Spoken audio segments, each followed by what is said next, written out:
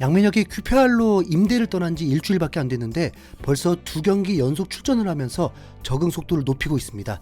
임대 후에 3일 만에 밀월과의 원정 경기에서 교체 투입으로 13분 정도를 뛰었었죠.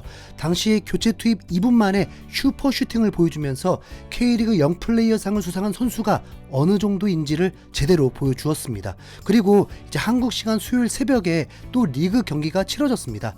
홈에서 블랙번을 상대했는데 블랙번은 리그 5위에 위치해 있습니다. QPR이 20위에 처져 있는 만큼 강팀을 상대하는 거라고 봐야죠. 이 경기에서 양민혁은 또 서브 명단에 있었고 언제 어떤 상황에서 교체 출전을 하게 될지만 중요할 뿐이었습니다. 양민혁은 QPR로 입단할 때부터 강조했던 것이 최대한 많은 경기를 출전하고 싶다. 난 뛸 준비가 되어 있다고 했습니다. 이 말에 뭔가 좀 가시가 느껴지죠. 기회조차 주지 않고 구경만 시킨 NG 감독을 향한 말 같지 않습니까? 그리고 임대를 갔는데 그것마저도 양민혁을 벤치에만 있게 한다면 그건 정말 이적 실패나 다름없습니다. 나이와 상관없이 선수가 경기를 출전해서 경험을 쌓아야 실력도 올라가고 배울 수 있는 거니까요. 양민혁의 밀월과의 첫 번째 경기 후에 수석 코치는 양민혁은 무조건 잘할 것이라고 확신하기도 했습니다. 그렇다면 언제든 주전으로 선발 라인업에 올라도 이상할 게 없겠죠. 어쩌면 양민혁의 숙제는 기량보다 체력일 것입니다. K리그보다 수준이 높은 것은 더 스피드하고 힘있는 선수들이 합법적 충돌을 하기 때문에 그때마다 체력 소진이 더 커집니다. 왜 레슬링 유도가 시간이 매우 짧은 줄 아시죠?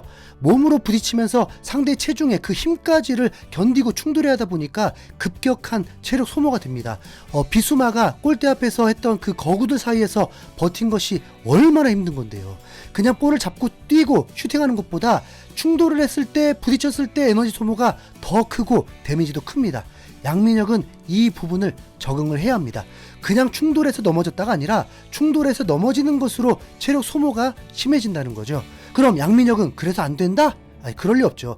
피지컬이 좋지 않아도 활약하는 선수는 얼마든지 있습니다. 우리 이강인도 양민혁과 비슷한 체격이고 파리 생제르맹이란 빅클럽에서 비티냐와 네베스는 양민혁과 비슷한 체격인데도 핵심 미드필더로 활약하는 선수입니다. 양민혁에게 필요한 건 적응일 뿐이라는 거죠. 이제 입학하지도 않은 예비 대학생 나이입니다. QPR은 전반에 선제골이 터지면서 앞서 나가게 되었습니다. 상황에 따라서 양민혁의 역할은 달라지게 됩니다. 이렇게 앞서 나가면 공격에 강점이 있는 양민혁의 역할이 조금은 덜해지고 잠그기 위한 작전으로 바뀔 수도 있습니다. 팀이 이기고 있는 게 좋으냐 아니면 골이 필요한 상황이 오는 게 좋으냐, 여러분이라면요. 후반에 블랙번은 이른 시간에 페널티킥을 얻어내면서 동점골을 넣고 원점이 되어버렸습니다. QPR은 자칫 3경기 연속 무승으로 20위권을 유지할 수 있는 위기 상황이었습니다. 그러자 후반 20분에 전격 양민혁을 투입을 합니다. 선발 출전해 있던 부진하고 있는 사이토와 바꾸는 거 아닐까 싶었는데 양민혁은 이번에도 오른쪽 윙어로서 스미스와 교체가 되었습니다. 폴 스미스는 27살의 북아일랜드 출신의 윙어로서 양민혁과 비슷한 체격인데 이 친구가 윙어로서의 활약이 또 미비하면서 QPR 공격도 제대로 이루어지지 않고 있었습니다. 양민혁이 투입되고 난 후에 형들과 붙어서 몸싸움을 걸어서 넘어뜨리고 볼을 뺏기도 하고 71분에는 오른쪽에서 날카로운 크로스를 올려주었습니다. 1m만 더 멀리 갔어도 2명의 동료들이 있었기 때문에 어시스트 확률이 매우 컸는데 수비수가 먼저 걷어내면서 찬스를 놓치게 되었습니다. 상대가 분명 QPR보다 더 강팀이었기 때문에 역전을 당하면 더 큰일이거든요. 양민혁은 공격에만 집중하지 않고 수비 가담도 적극적으로 나서면서 이목을 집중시켰는데요. 수비하는 척이 아니었습니다. 순간 풀백으로 전향한 줄 알았어요.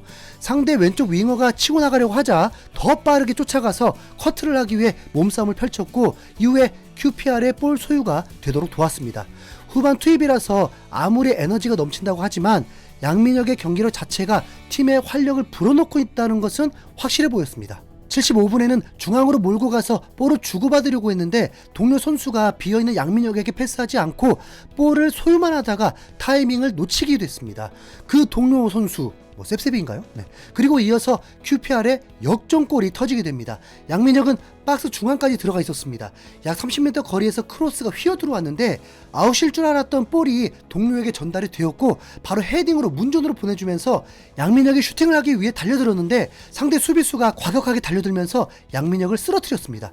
몸싸움 같아 보이지만 오른발로 발을 걸으면서 넘어뜨렸습니다. 주심은 곧바로 페널티킥을 불기보다 어드밴테이지를 주었고 이어서 세컨볼이 흘러나온 걸 동료 선수가 강력한 슈팅으로 골망을 가르면서 다시 역전을 하게 되었습니다.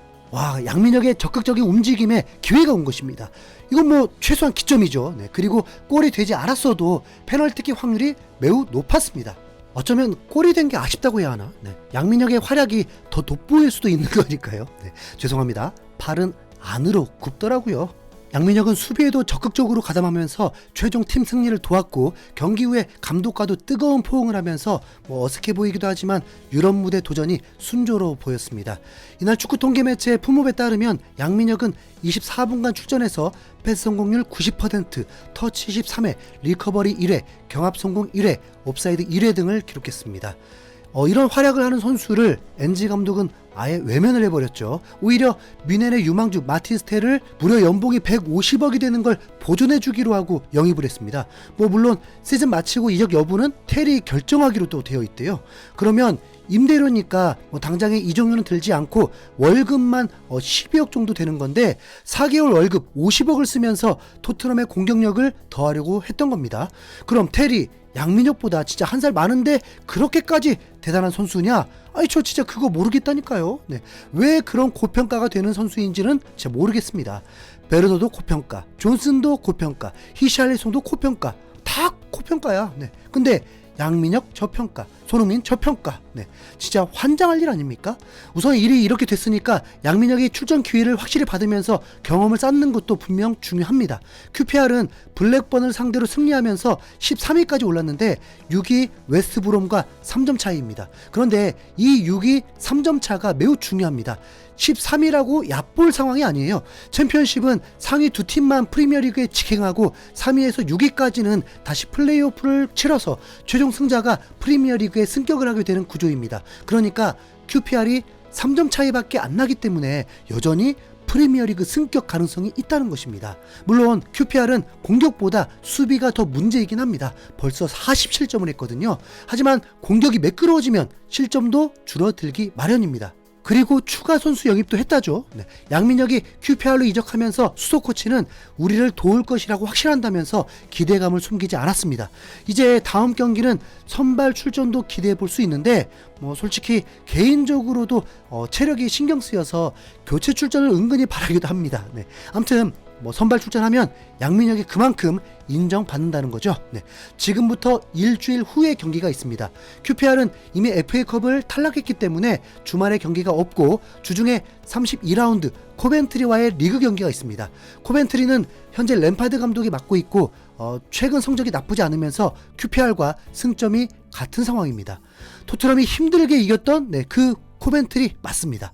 양민혁의 활약을 응원합니다. 이상 휴수영골이었습니다. 감사합니다.